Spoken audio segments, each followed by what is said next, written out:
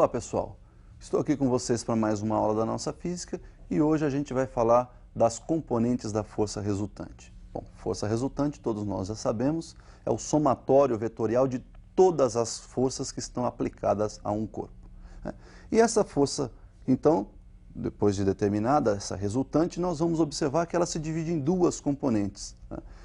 Uma das componentes vai servir aí para alterar módulo da velocidade vetorial do corpo. Então, uma está vinculada somente à aceleração escalar, aquela aceleração que altera simplesmente o módulo da velocidade. E uma outra componente vai estar vinculada à alteração da direção e do sentido dessa velocidade vetorial. Então, uma outra componente que vai estar se preocupando mais com a direção e sentido da velocidade vetorial. Para isso, então, nós vamos fazer um estudo separado aí de uma das componentes, que nós vamos chamar aí de componente tangencial, e uma segunda componente que nós vamos chamar de componente centrípeta. Bom, antes de fazermos esse estudo separado aí das duas componentes, vamos observar como ficaria então o movimento que se compõe de todas as componentes, ou seja, da componente tangencial e da componente centrípeta da força resultante. Dá uma olhada no visual. Nós temos aí força resultante, então, em uma partícula que se desloca em uma trajetória curva, né? Então percebam o seguinte, supondo que essa velocidade vetorial está variando em módulo, direção e sentido, nós temos aí as duas componentes da força resultante presentes, né? A componente tangencial é aquela que vai alterar exclusivamente o módulo da velocidade, por isso mesmo é que ela tem a mesma direção da velocidade, ela não se preocupa com a direção, ela se preocupa somente com o módulo da velocidade do móvel. E a componente centrípeta que está vinculada, então, à alteração da direção e do sentido. Esta, sim, se preocupa com a direção e o sentido desse corpo, ou da velocidade vetorial desse corpo. Bom, já sabemos, então, fazer essa soma vetorial. Regrinha do paralelogramo, nós temos, então, que a resultante é a soma das componentes tangencial mais centrípeta. Essa é uma soma vetorial que nós resolvemos através do teorema de Pitágoras, né? Então, lembrando ali, as componentes tangencial, centrípeta e a resultante formam em um triângulo, esse triângulo é retângulo, onde a resultante é a hipotenusa e as duas componentes tangencial e centrípeta são os dois catetos. Então, nós podemos calcular da seguinte forma, né? A hipotenusa elevada ao quadrado é igual à soma dos quadrados dos catetos. Temos lá, então, a resultante em módulo elevado ao quadrado igual a tangencial em módulo elevado ao quadrado mais a centrípeta em módulo elevado ao quadrado. Então, nós podemos observar, né, que nesse movimento aí do exemplo, nós temos a força composta pelas duas componentes, a componente tangencial e a componente centrípeta. Então, nós vamos ter ali um movimento curvo, faz uma curvatura, né, porque está alterando direção e sentido da velocidade, e um movimento não uniforme, porque tem módulo variável aí para a nossa velocidade. Vamos analisar separadamente então agora. Força tangencial. Dá uma olhadinha no visual para a gente definir essa força tangencial.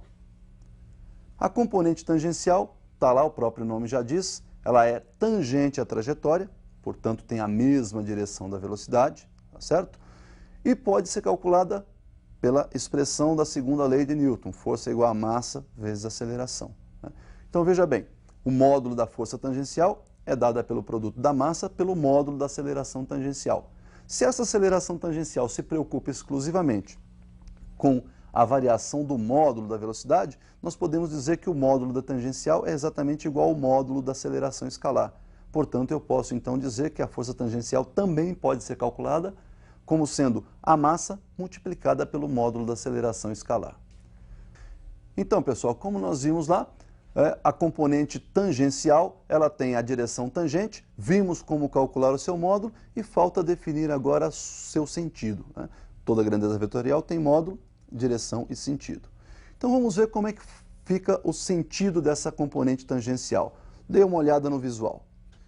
Então percebam aí que o sentido pode ser o mesmo da velocidade ou oposto ao da velocidade. Primeiro analisando o mesmo sentido da velocidade. Quando é que a força está no mesmo sentido da velocidade?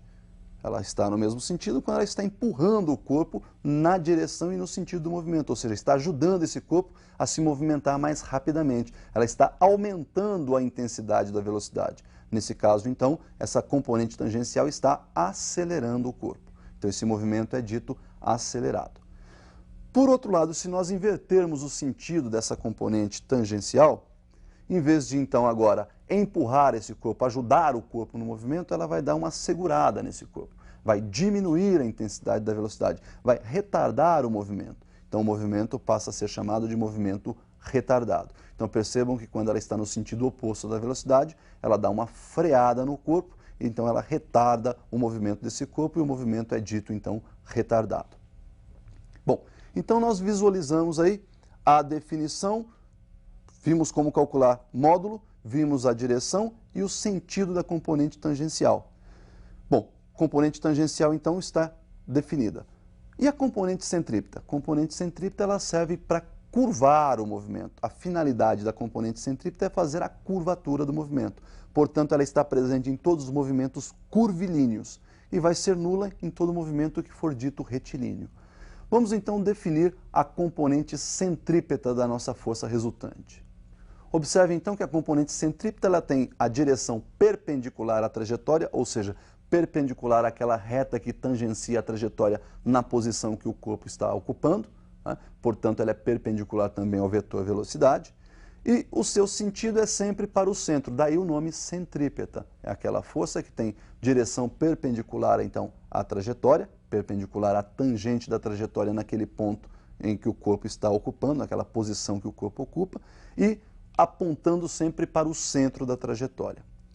Percebam então que a aceleração centrípeta nós já sabemos calcular. A aceleração centrípeta ela pode ser calculada por definição lá do movimento circular, por v² dividido pelo raio da trajetória, ou ela pode ser ainda o produto da velocidade angular elevada ao quadrado pelo raio, ou seja, ω² vezes r, ou ainda ela pode ser o produto das duas velocidades, né? O módulo da centrípeta pode ser o produto da velocidade angular pela velocidade escalar linear. Então nós temos aí o produto das velocidades que compõem lá o movimento circular, a escalar e a angular, a escalar linear e a escalar angular. Bom, se a gente pegar então essas acelerações aí, essas definições de aceleração centrípeta e substituirmos na segunda lei de Newton, né, nós podemos então definir a equação que calcula o módulo da força centrípeta. Vamos dar uma olhada como fica. Então olha lá, substituindo, né, na segunda lei, força centrípeta é igual massa vezes aceleração centrípeta. Perceba então que a força centrípeta pode ser calculada num primeiro momento como sendo o produto da massa pela velocidade elevada ao quadrado dividida pelo raio da trajetória. Então substituímos aí a primeira definição de aceleração centrípeta na equação de Newton.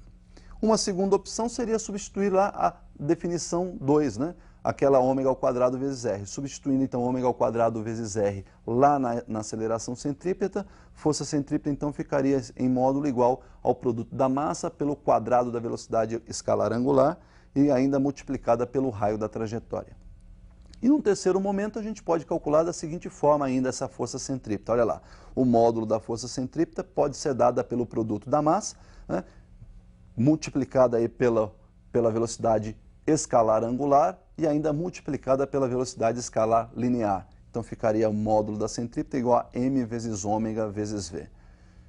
Bom, então nós vimos aí três formas para calcular o módulo da força centrípeta. Então já sabemos como calcular o seu módulo. A sua direção é sempre perpendicular à trajetória, portanto também já definimos a sua direção, né? E o seu sentido, o próprio nome já diz, centrípeta, sempre para o centro da trajetória. Nós temos aí várias aplicações práticas para isso, né? Vamos a uma aplicação bem conhecida nossa, que é aquela do globo da morte que nós temos lá nos circos, né?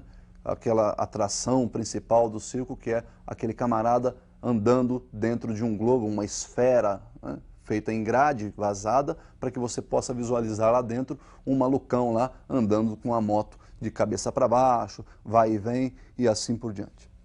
Então vamos analisar o que acontece no globo da morte. Então nós temos aí no globo da morte um corpo, né, por exemplo, na subida. Olha lá, vamos pegar esse motoqueiro quando ele estiver começando a subir. Quando ele começa a subir, nós temos aí a aplicação de algumas forças. Bom, primeiro, força-peso é a força aplicada pelo centro de gravidade da Terra sobre esse conjunto, né? Conjunto que nós vamos chamar de conjunto motoqueiro mais a sua motocicleta. Então, no conjunto motoqueiro mais motocicleta, nós temos a força-peso. Essa força é vertical para baixo. Consequentemente, se você analisar durante a subida, essa força está tangenciando a trajetória. Então a força-peso nesse momento vai fazer o papel da componente tangencial das forças. Perceba que durante a subida ela tem aí essa força tangenciando com o objetivo, inclusive, de dar uma diminuída na velocidade. Ele está subindo e a força está puxando contra o movimento. Então essa força é uma força tangencial com a finalidade de reduzir o módulo da velocidade, diminuir o módulo da velocidade. Em contrapartida, essa moto está apoiada nessa esfera, nesse globo. Consequentemente, ela empurra esse globo para fora, tentando sair, e esse globo empurra essa moto, esse conjunto, para dentro. Consequentemente, nós temos aí então uma componente normal que faz o papel aí de resultante centrípeta. Somando vetorialmente a centrípeta com a componente tangencial, nós temos a resultante das forças que atuam nesse corpo. Então percebam que aí no globo da morte nós temos a aplicação das componentes centrípeta e tangencial, ou seja, nós podemos visualizar essas duas componentes claramente. Pessoal, vamos analisar rapidamente alguns movimentos mais importantes? Então, deem uma olhada no visual. Nós temos aí um movimento que é dito retilíneo e uniforme. Retilíneo não muda direção e sentido, portanto não tem componente centrípeta. Uniforme não muda módulo da velocidade, portanto não tem componente tangencial. Lá no movimento retilíneo uniformemente variado, bom, por ser variado altera o módulo da velocidade, então agora eu tenho uma componente tangencial, mas não tem centrípeta, porque ele continua sendo retilíneo.